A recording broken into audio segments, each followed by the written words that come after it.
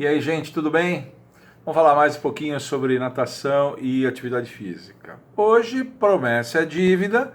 Vamos falar sobre a coordenação do nado borboleta. É outro nado que tem uma coordenação assim muito delicada. Ela não é tão decisiva quanto a coordenação do nado peito, como eu falei no vídeo anterior. A coordenação do nado peito é absolutamente decisiva. Você consegue fazer braçada correta, pernada correta, e se não coordenar legal, você quase não sai do lugar. No nado borboleta não é tanto assim, mas o nado borboleta é um nado muito sofisticado também, porque ele tem uma coordenação delicada, ele tem movimentos delicados, exige algum nível de força. As pessoas acham que ele precisa de muita força e tal, mas não é tanta força não. É uma coordenação bem delicadinha que ele precisa e vamos falar um pouquinho disso. Agora, para falar de coordenação do nado borboleta, eu tenho que me referir necessariamente a um vídeo que eu vou deixar sugerido aqui naqueles vídeos que eu sempre deixo aqui. E é um vídeo que eu já falava sobre o nado borboleta e eu fiz algumas conceituações muito importantes lá. A primeira conceituação, na verdade, é uma definição histórica, deixando claro que o nado borboleta nada mais é do que uma derivação do nado peito. Quando o nado borboleta nasceu, ele nasceu de nadadores de peito, inconformados com o excesso de arrasto que o nado peito tem. Ao invés de fazer a puxada e voltar submerso, eles alongavam um pouquinho essa puxada e voltavam por cima d'água, tentando fazer simultaneamente algo que já acontecia no nado crawl, já há cerca de 50 anos naquela época, que é puxada simultânea com recuperação aérea. Então os nadadores de peito inconformados com isso começaram a fazer isso e por conta dessa identificação biomecânica, com o tempo a braçada do nado borboleta ficou muito semelhante à do nado crawl, só que feita de maneira simultânea e não de maneira alternada como era o nado crawl. Mas você faz puxada simultânea, fazendo aquelas alavancas e recupera aéreo. Então esse é o primeiro conceito. O nado borboleta nasceu do nado peito. E o segundo conceito é dos movimentos de perna que o nado borboleta comporta. Eu expliquei nesse mesmo vídeo que são movimentos muito diferentes. O movimento que o nadador faz quando as mãos estão entrando lá na frente, fazendo o que a gente chama de ataque, as pernas fazem um tipo de movimento. E quando o nadador faz a puxada, respira e ele está fazendo esse empurre final, o nadador de borboleta faz outro tipo de movimento com as pernas. Parece que é uma diferença só de intensidade, né? Uma pernada forte e uma pernada fraca, como muitos livros falam. Mas não é não, são movimentos diferentes. O movimento da frente, a gente chama de golfinhada, é o movimento de ondulação. O nadador está com a cabeça baixa, quadril alto, participação de quadril muito forte, fazendo uma golfinhada, aí o nadador levanta a cabeça, levanta torso, faz o empurre e faz uma pernada. Esse movimento que o nadador de borboleta faz quando as mãos estão lá atrás é praticamente um movimento restrito às pernas, portanto é uma pernada. Então é uma golfinhada e uma pernada para cada ciclo do braço. Golfinhada e pernada, golfinhada e pernada. Então eu já tinha explicado isso, não com a ideia de falar sobre a coordenação especificamente, mas de dar os nomes corretos aos movimentos corretos e por que nasceu isso, e por que fizeram dessa forma. Foi uma espécie de preâmbulo, um prelúdio talvez para esse vídeo aqui que eu estou falando de coordenação mais especificamente. Como o nado borboleta nasceu do nado peito, eu vou fazer como eu fiz na coordenação do nado peito. Vamos dividir em duas etapas. A etapa de movimentos de braços submersos, preparando para a respiração, vamos chamar de primeira etapa. E a segunda etapa, que é a etapa de recuperação de braços à frente, entrada dos braços e golfinhada.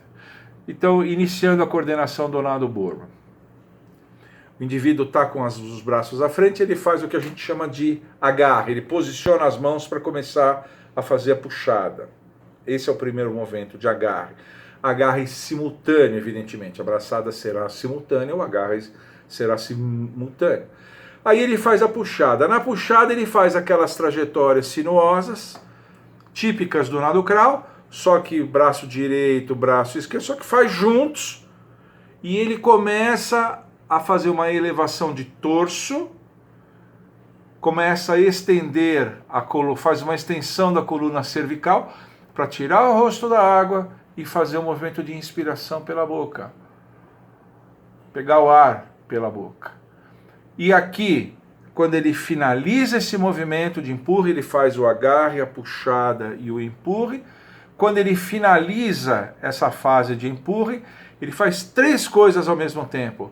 Ele empurra com os braços, ele faz um ligeiro movimento de perna, uma pernadinha, a gente chama de pernada mesmo, pernada, e ele faz a inspiração. Faz 3 coisas ao mesmo tempo. Então o nadador ele entra, faz a tração, levantou.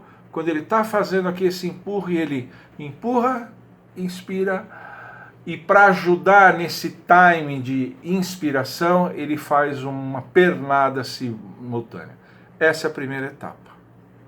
É a etapa, vamos chamar, etapa propulsiva do nado, né? É a etapa que desloca o nadador à frente, pelo menos na ação de braço.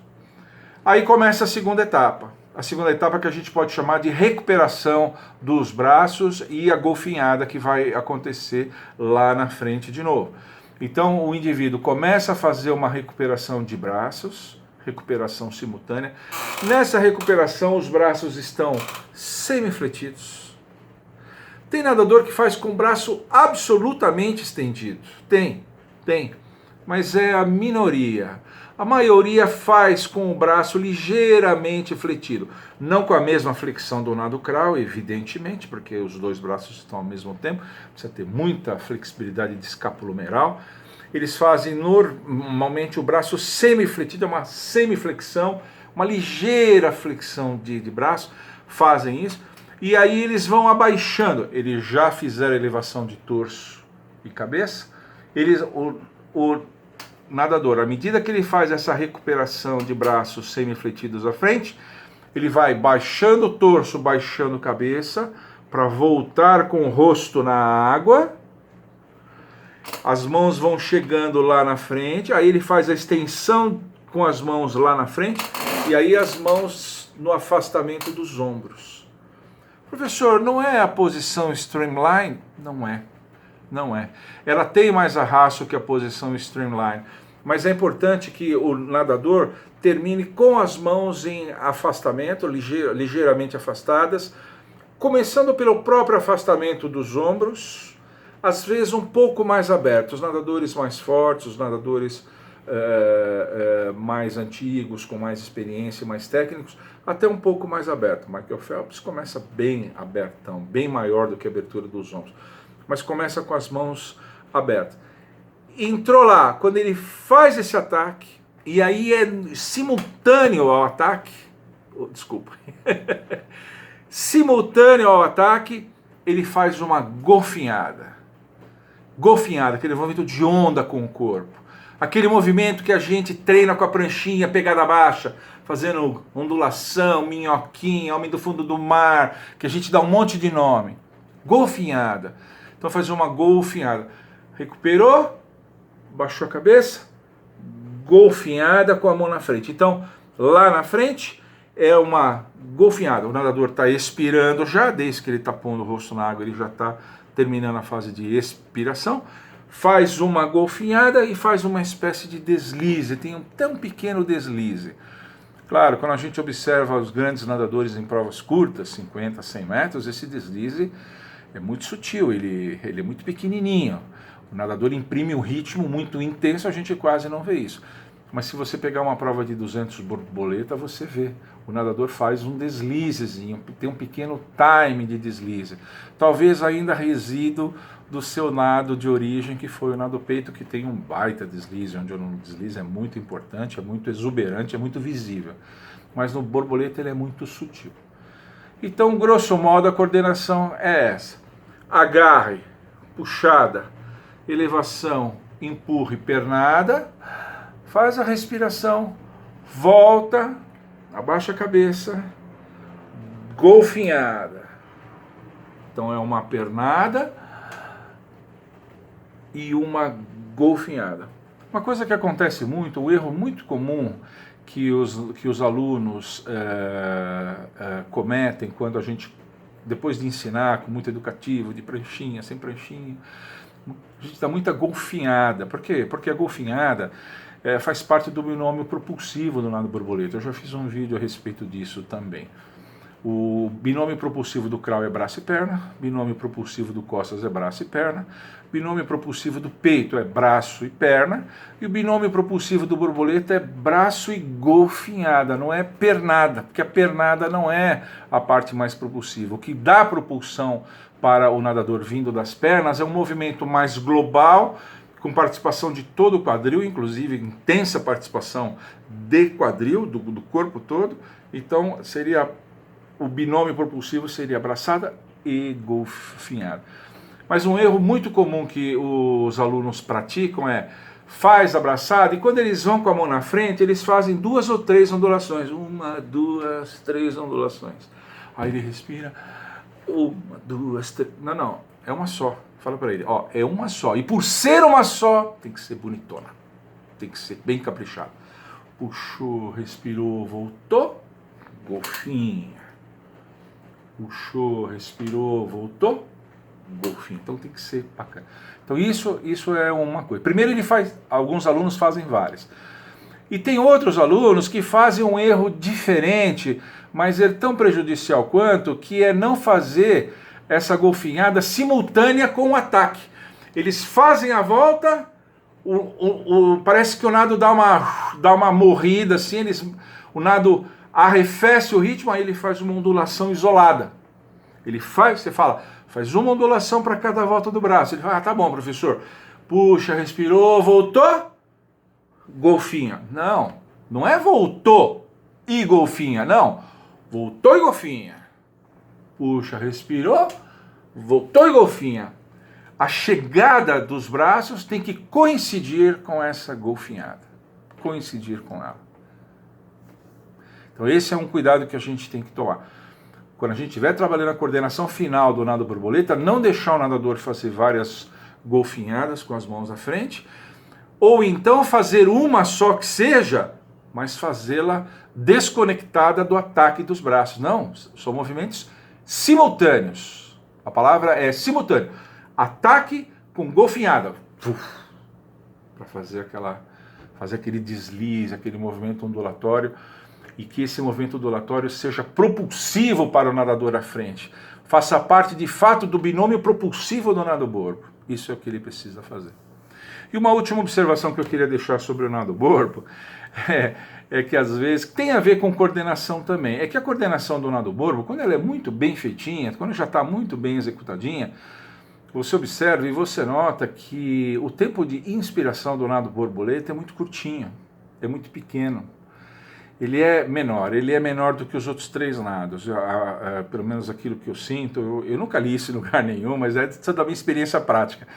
Eu noto que o tempo é muito curtinho. Qualquer erro de coordenação, esse tempo fica muito pequenininho. E muito pequenininho ele fica ineficaz, o nadador de borboleta não respira direito. Aí você pede para o nadador atravessar de lados, fazer na transversal uma piscina olímpica, 12,5, 13 metros, ele chega lá cansado. Aí ele fala, nossa, esse nado cansa muito. Não é que o nado cansa, a respiração está ineficaz. Ele cansa também, porque ele tem essa fase aérea simultânea, essa coisa toda, exige um nível de força um pouquinho maior, ok.